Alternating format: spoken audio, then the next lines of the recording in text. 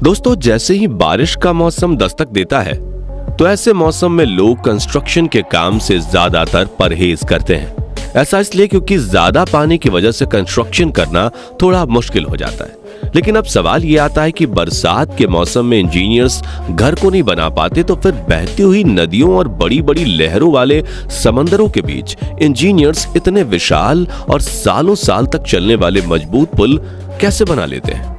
आज के इस वीडियो में हम ब्रिज बनाने की इसी खास प्रोसेस से पर्दा उठाने वाले हैं और आपको बताने वाले हैं कि आखिर समंदर में पुल कैसे बनाया जाता है। तो पूरा वीडियो जरूर देखिएगा। दोस्तों, बता दें कि हर जगह एक ही प्रकार का ब्रिज नहीं बनाया जा सकता। ब्रिज की लंबाई, पानी की गहराई और फ्लो स्पीड जैसे कई फैक्टर्स का ध्यान रखते हुए इंजीनियर्स काफी रिसर्च और कैलकुलेशंस के बाद ब्रिज के टाइप को डिसाइड करते हैं, जैसे arch bridge, beam bridge, cable stared bridge, suspension bridge, cantilever bridge और ट्रस ब्रिज। ये ब्रिज के कुछ प्रकार हैं। अगर आप सोच रहे हैं कि पानी पर बने पुल लाखों टन वजन उठाने के बाद भी किस मजबूती से खड़े रहते हैं, तो साथियों, जमीन या पानी पर बना कोई भी पुल तब तक भार उठा सकता है जब तक उस पर गाड़ियों और इंसानों के चलने से आ रहा भार डायरेक्ट या इनडायरेक्ट तरीके से जमीन में ट्रांसफर होता रहे। इस प्रक्रिया में ब्रिज का पूरा भार खंभों पर टिका रहता है और जिसके जरिए जमीन में ट्रांसफर हो जाता है।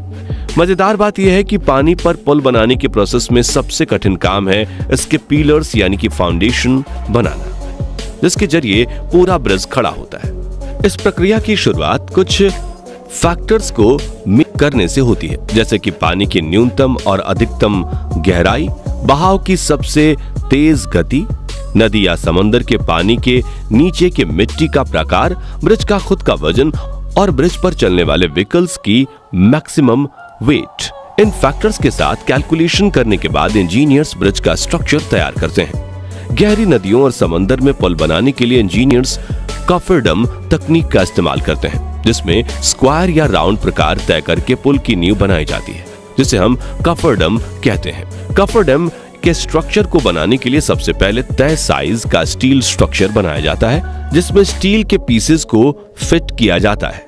कॉफरडम को बनाने के बाद इन्हें ट्रांसपोर्ट करके ब्रिज का पिलर बनाने की जगह पर पानी में डाला जाता है। इस प्रक्रिया को धीरे धीरे काफी ध्यान से किया जाता है, क्योंकि कॉफरडम को उस जगह पर परफेक्टली रखना जरूरी है जहां पिलर बनाने की जगह तय की गई है।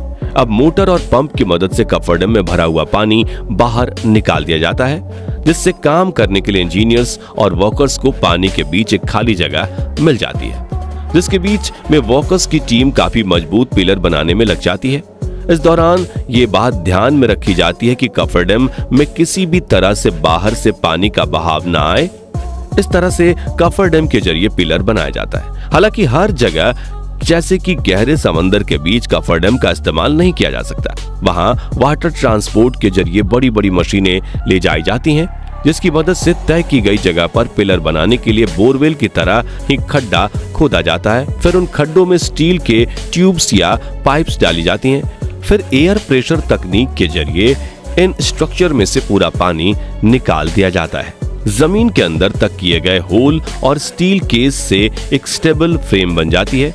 ये बिल्कुल एक ड्रम जैसी होती है और इन्हें देखकर आपको मेले में बने मौत के कुएं की याद जरूर आएगी। खैर, अब इनमें सीमेंट और कंक्रीट भरने की प्रक्रिया शुरू की जाती है और आखिर में समंदर के अंदर मजबूत पिलर बनकर तैयार हो जाते हैं।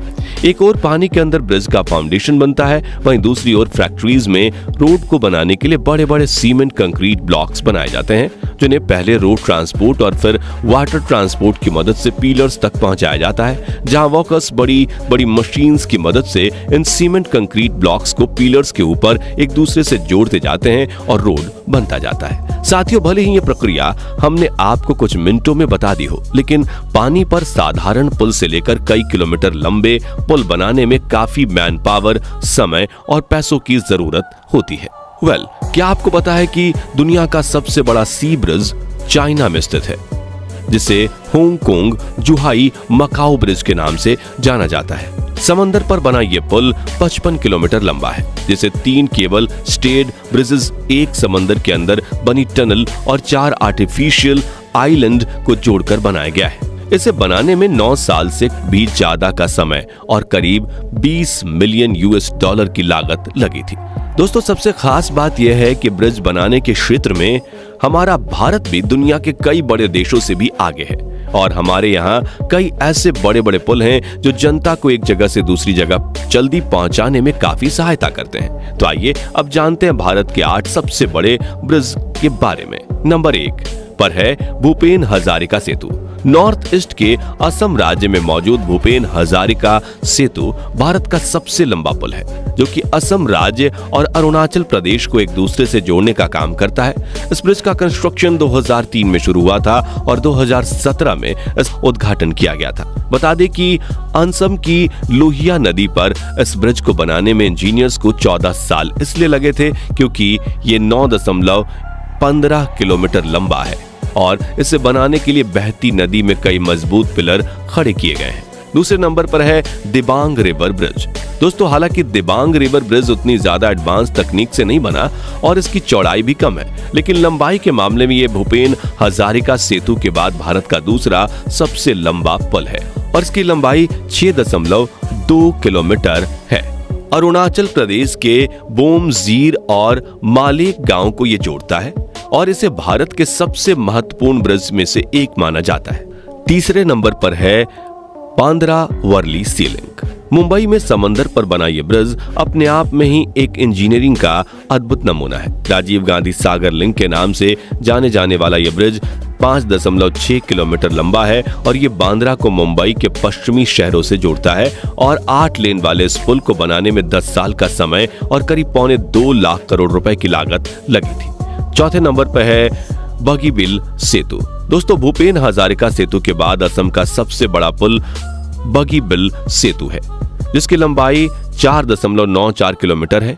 ब्रह्मपुत्र नदी पर बना यह पुल भी असम और अरुणाचल प्रदेश को साथ में जोड़ता है और आपको ये जानकर हैरानी होगी कि इस ब्रिज को बनाने में करीब 6,000 करोड़ रुपए का खर्चा हुआ था। पांचवा है मुंगेर गंगा ब्रिज। दोस्तों, बिहार के मुंगेर जिले में गंगा नदी के ऊपर बना यह पुल श्री कृष्ण सेतु के नाम से भी जाना जाता है, जिसकी आधारशिला भारत के पूर्व प्रधानमंत्री अटल बिहारी वाजपेयी ने साल 2002 में रखी थी और पूरे 14 साल बाद 2016 में इस ब्रिज को पब्लिक के लिए खोल दिया गया।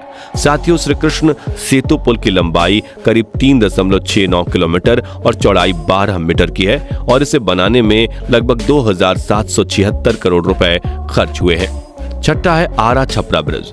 जैसे कि नाम से ही पता चलता है, ये ब्रिज आरा और छपरा शहर को एक साथ जोड़ने का काम करता है। गंगा नदी पर बने इस ब्रिज की लंबाई 4.65 किलोमीटर है और इसे बनाने में 800 करोड़ रुपए की लागत लगी थी। बता दें कि बिहार के इस ब्रिज को वीर कुंवर सेतु नाम से भी जाना जाता है।